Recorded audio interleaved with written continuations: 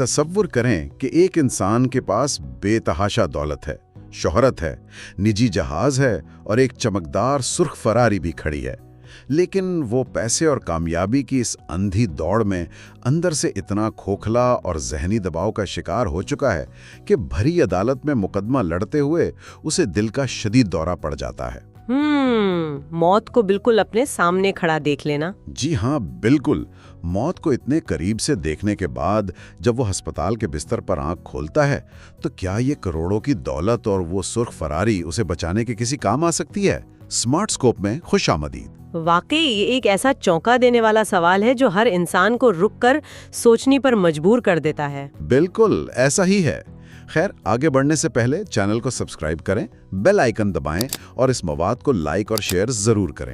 तो आज हम जिस मौजू की गहराई में उतरने वाले हैं वो जदीद दौर के इंसान की सबसे बड़ी कश्मकश को बेनकाब करता है, यानी मादी कामयाबी और दिली सुकून के दरमियान की वो जंग जो हम सब रोजाना लड़ते हैं। 100% दुरुस्त। आज हम रॉबिन शर्मा की शहरा आफाक तसनीफ the monk who sold his Ferrari का तफसीली जायजा ले रहे हैं। ये कहानी है जूलियन मेंटल की, जो एक सुपरस्टार और इंतहाई कामयाब वकील था। और जैसा कि आपने शुरू में जिक्र किया, बैरूनी तौर पर तो वो एक ख्वाब जैसी शानदार जिंदगी गुजार रहा था, लेकिन अंदरूनी दबाव और तनाव ने उसे मौत के दहाने पर ला खड़ा किया। मतलब एक ऐसा मकाम जहां इंसान को समझ आ जाता है कि ये सारी भाग दौड़ बेमानी थी, और फिर उसकी जिंदगी में एक जबरदस्त मोड़ आता है। जी, वो एक इंतहाई हैरानकुन फैसला करता है। वो इंसान अपना सब कुछ, हत्ता के अपनी वो प्यारी सुर्ख फरारी भी बेच देता है और हिमालय के बुलंदोबाला पहाड़ों में गायब हो जाता है। अरे, फरारी भी बेच दी। यहीं से मेरे ख्याल में उसकी जिंदगी का असल और पुरअसरार सफर शुरू होता है। बिल्कुल। हिमालय की उन खामोश वादियों में उसकी मुलाकात उन रूहानी दरवेशों से होती है जिन्हें किताब में सेजेस ऑफ सिवाना कहा गया है। उन दरवेशों के पास जाकर वो जिंदगी जीने के 7 सुनहरी उसूल सीखता है। 7 सुनहरी असूल। लेकिन ये सुनकर ऐसा लगता है जैसे ये कोई बहुत ही खुश्क फलसफा या नफ्सियात का कोई मुश्किल और बोरिंग सा लेक्चर होगा। यही तो इस किताब की सबसे दिलचस्प और मुनफरिद बात है। रॉबिन शर्मा ने इन उसूलों को किसी खुश्क लेक्चर या बोरिंग हिदायत की सूरत में नहीं लिखा। अच्छा, तो फिर किस तरह पेश किया गया है? बात यह है कि उसने इंसानी नफ्सियात की एक गहरी हकीकत का फायदा उठाया है। हमारा दिमाग सीधी सादी नसीहतों के मुकाबले में हैरत अंगेज मनाजिर और अजीबो गरीब कहानियों को बहुत तेजी से याद रखता है। बिल्कुल, कहानियां हमारे जहन में नक्श हो जाती हैं। इसीलिए मुसन्निफ ने इन 7 उसूलों को एक इंतहाई दिलचस्प अलामती कहानी के जरिए समझाया है। एक ऐसी कहानी जो बज़ाहिर बड़ी अजीब लगती है। हाँ, वो अलामती कहानी वाकई इतनी अजीब है कि मैंने जब पहली बार पढ़ी तो मुझे लगा कि पता नहीं क्या मजाक है। कहानी कुछ यूं है कि एक इंतहाई शानदार और सरसब्ज बाग है। जी, एक बहुत ही खूबसूरत बाग। और इस बाग के बीचों बीच अचानक एक बहुत ऊंचा और रोशन मीनार नमूदार होता है। फिर उस मीनार से एक 900 पाउंड का बड़ा और भारी सुमो पहलवान बाहर आता है। एक सुमो पहलवान, वो भी एक वकील की कहानी में? बिल्कुल। और इस पहलवान ने लिबास के नाम पर महज एक गुलाबी तार की केबल पहनी हुई है। वो चलते चलते एक सोने की घड़ी पर पांव रखकर फिसलता है और बेहोश होकर गिर जाता है। यानी पूरी एक फिल्मी सूरत-ए-हाल बन जाती है। हाँ ना। और जब उसे होश आता है तो वो पीले गुलाब की दिलफरेब खुशबू महसूस करता है और देखता है कि उसके सामने हीरों से जुड़ा एक जगमगाता हुआ रास्ता है जो उसे सच्ची खुशी की तरफ ले जाता है। पहली बार सुनने में तो ये किसी दीवाने का ख्वाब ही लगता है, मतलब बेमाने सी बात। ऐसा ही है, लेकिन इस मंजर के अंदर छुपे हुए मायने कमाल के हैं। अगर हम इसका नफ्सियाती तज्जिया करें तो इसका हर एक उन्सर इंसानी जिंदगी की एक गहरी हकीकत को खोलता है। तो इस शानदार बाग से शुरुआत करते हैं। ये सरसब्ज बाग दरअसल इंसान के जहन की अलामत है। कायनात का एक बड़ा उसूल ये है कि जिंदगी में कोई भी बैरूनी तब्दीली हमेशा इंसान के अपने अंदरूनी ख्यालात की तब्दीली से शुरू होती है। यानी अगर अंदर सुकून नहीं है तो बाहर की दुनिया में भी कभी सुकून नहीं मिल सकता। बिल्कुल, हमारा जहन बिल्कुल उस जरखेज बाग की मिट्टी की तरह है। अब मसला ये है कि इस मिट्टी को इस बात से कोई गर्ज नहीं कि इसमें क्या बोया जा रहा है, वो बस अपना काम करती है। मतलब अगर इसमें मुस्बत सोच के बीज बोए जाएं तो वो शानदार फूलों की शक्ल में खिलते हैं। जी, لیکن اگر اس میں منفی سوچوں، غیر ضروری خوف اور مستقبل کی پریشانیوں کا کچرا ڈالا جائے تو یہ باغ زہریلی جڑی بوٹیوں سے بھر کر مکمل طور پر تباہ ہو جاتا ہے۔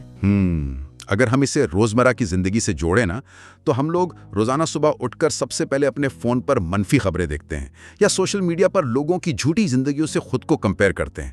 یہ بھی تو وہی جڑی بوٹیاں ہیں نا؟ 100% ایسا ہی ہے۔ ہم خود اپنے ہاتھوں سے اپنے ذہن کے باغ میں زہر بو رہے ہوتے ہیں۔ مجھے تو ایسا لگتا ہے کہ انسان کو اپنے ذہن کو ایک VIP کلب کی طرح سمجھنا چاہیے۔ ارے VIP کلب؟ یہ بہت دلچسپ بات ہے، وہ کیسے؟ مطلب ایک ایسا کلب جس کے دروازے پر ایک انتہائی سخت اور کڑیل باؤنسر کھڑا ہو۔ اس باؤنسر کا واحد کام یہ ہونا چاہیے کہ وہ کسی بھی منفی سوچ، زہریلے خیال یا توانائی چوسنے والی پریشانی کو اندر داخلی نہ ہونے دے۔ واہ، یہ باؤنسر والی تشبیہ حالات کو سمجھنے کے لیے بہترین ہے۔ بدقسمتی سے ہم لوگ اپنے ذہن کے دروازے ہر طرح کے کچرے کے لیے کھلے چھوڑ دیتے ہیں۔ بالکل، کوئی بھی راہ چلتا انسان ہمارا موڈ خراب کر دیتا ہے اور ہم وہ زہریلا خیال پورا دن لیے گھومتے ہیں۔ اگر ٹریفک جام میں پھنس جائیں تو غصہ کر کے خون جلاتے ہیں۔ صحیح، اور وہیں پر اگر وہ باؤنسر موجود ہو، یعنی انسان کی اپنی خود آگاہی ایکٹیو ہو، تو وہ غصہ کرنے کے بجائے گاڑی میں کوئی اچھی آڈیو بک لگا لے گا۔ وہ اس تکلیف دہ ٹریفک جیم کو ایک موبائل یونیورسٹی میں بدل دے گا۔ خالی اور توانا ذہن کو ایک واضح سمت کی ضرورت پڑتی ہے۔ کیونکہ اگر ذہن صاف ہو لیکن اس کے پاس جانے کے لیے کوئی منزل ہی نہ ہو تو وہ دوبارہ بھٹک سکتا ہے۔ اور میرا خیال ہے کہ یہیں سے کہانی کا دوسرا حصہ، یعنی وہ اونچا اور روشن مینار سامنے آتا ہے۔ جی ہاں، وہ مینار زندگی کے واضح مقصد کی علامت ہے، جسے سنسکرت زبان میں دھرما بھی کہا جاتا ہے۔ اچھا، تو جس طرح ایک مینار اندھیرے اور طوفان میں بھٹکنے والے بحری جہازوں کو راستہ دکھاتا ہے، اسی طرح مقاصد انسان کو بھٹکنے سے بچاتے ہیں۔ بالکل ایسا ہی ہے۔ یہ مینار والی بات اس لیے بھی بہت اہم ہے کیونکہ ہمارے ارد گرد بے شمار لوگ روزانہ صبح جاگتے ہیں، تیار ہوتے ہیں اور کام پر چلے جاتے ہیں۔ بس ایک اندھی روٹین کا حصہ بنے ہوئے ہیں۔ لیکن اگر ان سے پوچھا جائے کہ وہ یہ سب کیوں کر رہے ہیں، ان کی زندگی کا حتمی ہدف کیا ہے، تو ان کے پاس کوئی جواب نہیں ہوتا۔ مطلب وہ بس زندگی کے ایک اندھے بہاؤ میں بہرے ہوتے ہیں۔ اگر انسان کے پاس کوئی واضح مقصد ہو تو روزمرہ کے بورنگ اور تھکا دینے والے کام بھی بامقصد بن جاتے ہیں نا؟ جی، فرض کریں کوئی شخص یہ ہدف مقرر کرتا ہے کہ میں آئندہ 5 سالوں میں اپنی گرافک ڈیزائننگ ایجنسی کھولنے کے لیے 10 لاکھ روپے جمع کروں گا۔ تو اب یہ مخصوص ہدف اس کا روشن مینار بن گیا ہے۔ بالکل، اب جب وہ صبح اٹھ کر دفتر جائے گا اور گھنٹوں کام کرے گا تو وہ محض ایک بیزار کن نوکری نہیں کر رہا ہوگا، بلکہ اپنے مینار کی طرف، اپنے خواب کی طرف ایک قدم بڑھا رہا ہوگا۔ یہی وہ اندرونی جذبہ ہے جو انسان کو مشکل ترین وقت میں بھی رکنے نہیں دیتا۔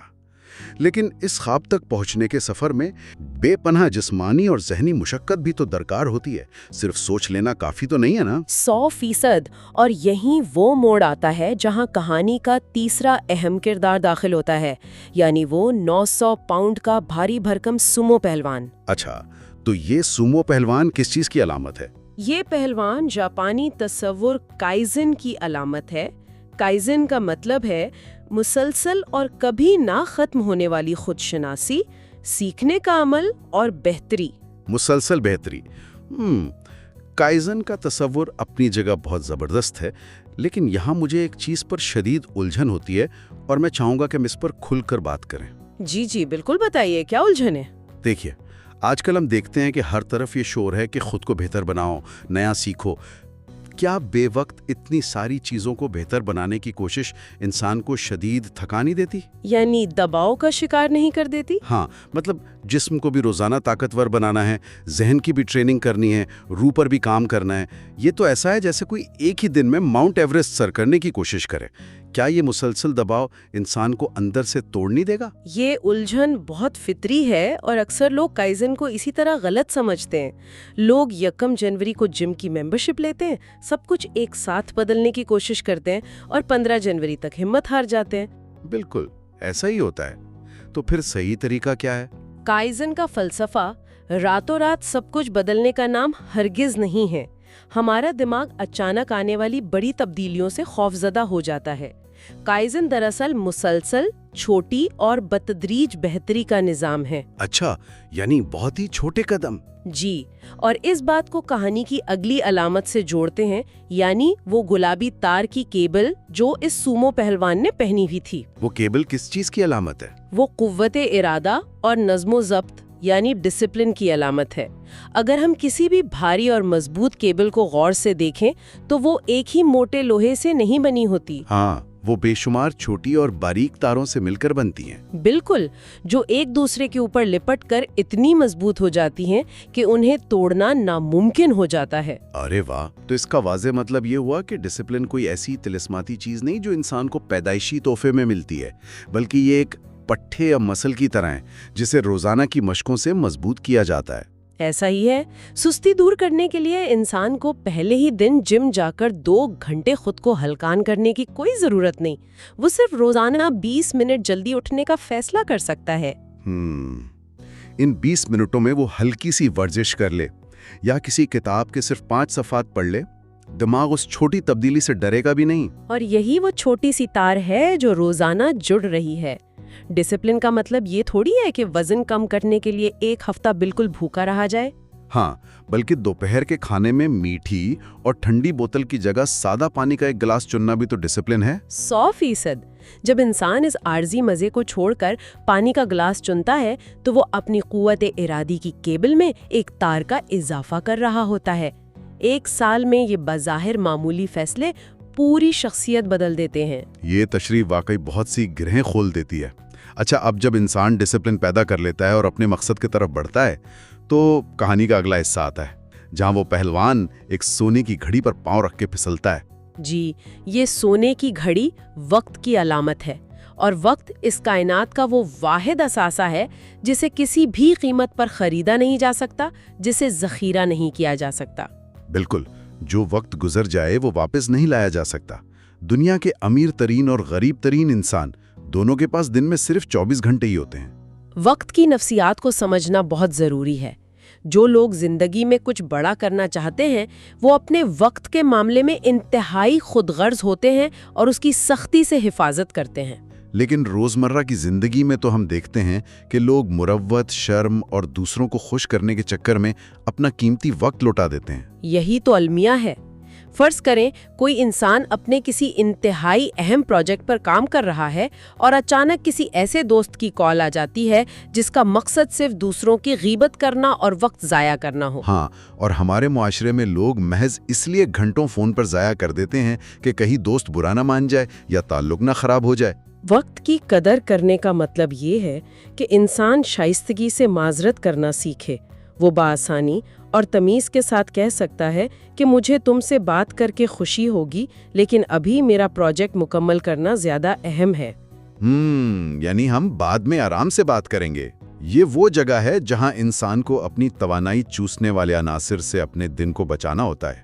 بالکل، اور جب انسان اپنے وقت کا صحیح استعمال سیکھ لیتا ہے تو وہ ایک عجیب سا اندرونی سکون محسوس کرتا ہے جو ہمیں کہانی کے اگلے حصے تک لے جاتا ہے، یعنی پیلا گلاب۔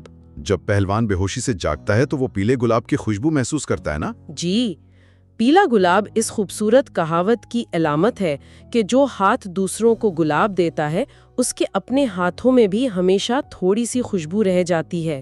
ارے کتنی زبردست بات ہے۔ اس کا سادہ سا مفہوم یہ ہوا کہ بغیر کسی لالچ کے دوسروں کی خدمت کرنا انسان کی اپنی زندگی کو سکون دیتا ہے۔ 100%۔ اور جب انسان صرف اپنی ذات کے خول سے آزاد ہوتا ہے تو وہ اس ہیروؤں کے راستے پر قدم رکھتا ہے جو موجودہ لمحے یا حال میں جینے کی علامت ہے۔ موجودہ لمحہ یعنی وہ لمحہ جس میں ہم اس وقت سانس لے رہے ہیں۔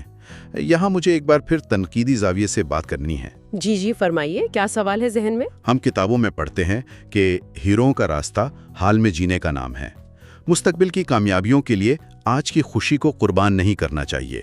یہ باتیں سننے میں بہت فلسفیانہ اور پرکشش لگتی ہیں۔ لیکن حقیقت پسندی سے دیکھا جائے تو آخر ہم سب کو مہینے کے آخر میں بل بھی تو ادا کرنے ہوتے ہیں، بچوں کی فیسیں دینی ہوتی ہیں، مہنگائی کا مقابلہ کرنا ہوتا ہے۔ کیا کوئی انسان واقعی مستقبل کی فکر چھوڑ کر صرف آج کی خوشی میں جی سکتا ہے؟ یہ ایک انتہائی اہم اور عملی سوال ہے جو ہر باشعور انسان کے ذہن میں ابھرتا ہے۔ لیکن اس کتاب کا پیغام یہ ہرگز نہیں کہ انسان مستقبل کی منصوبہ بندی کرنا چھوڑ دے اور ہاتھ پر ہاتھ دھر کر بیٹھ جائے۔ اچھا، تو پھر اس ہیروں کے راستے کا اصل مطلب کیا ہے؟ وہ جس چیز پر تنقید کرتا ہے وہ ہے مستقبل کی فکر میں موجودہ لمحے کو مکمل طور پر نظر انداز کر دینا۔ سچی دولت منزل پر پہنچنے کے انتظار میں نہیں، سفر کا مزہ لینے میں ہے۔ اسے ایک مثال سے سمجھتے ہیں۔ جی بتائیے۔ فرض کریں کوئی شخص اپنے دفتر میں پروموشن حاصل کرنے کی خاطر دن رات دیوانوں کی طرح لیپ ٹاپ پر کام کر رہا ہے، یہ سوچ کر کہ جب پروموشن مل جائے گی تب وہ اور اس کا خاندان خوش ہوں گے۔ یعنی وہ اپنی آج کی ہر خوشی کو مستقبل پر ٹال رہا ہے۔ بالکل۔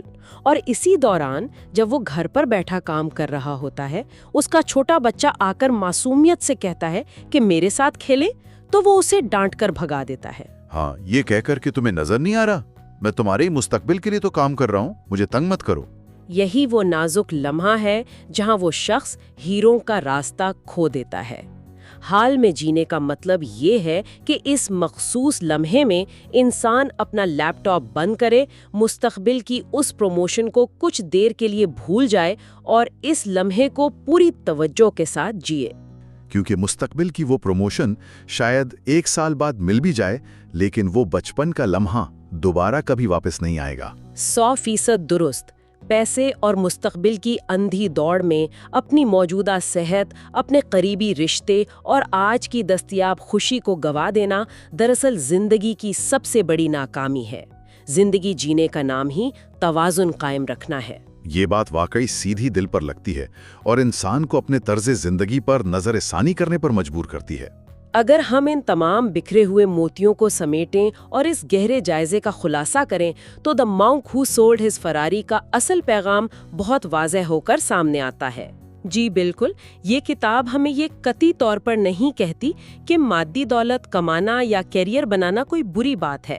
یہ ہمیں سکھاتی ہے کہ وہ چمکدار سرخ فراری بالکل بے معنی ہے اگر اس کے حصول کے سفر میں انسان کی اپنی صحت اور ذہنی سکون ہی تباہ ہو جائے، اور وہ رشتے ہی ختم ہو جائیں جن کے ساتھ اس نے وہ خوشی بانٹنی تھی۔ یعنی اپنی دماغ کے باغ پر ایک سخت باؤنسر بٹھانا، روزانہ کی چھوٹی بہتری سے قوت ارادی مضبوط کرنا، وقت کی حفاظت کرنا اور بامقصد زندگی گزارنا۔ بالکل، یہ دنیاوی کامیابی اور دلی سکون کو ایک ساتھ حاصل کرنے کا ایک مکمل خاکہ ہے۔ توازن ہی وہ ہیروں کا راستہ ہے۔ واقعی اس کتاب کے اسباق انسان کو اندر سے جھنجھوڑ دیتے ہیں۔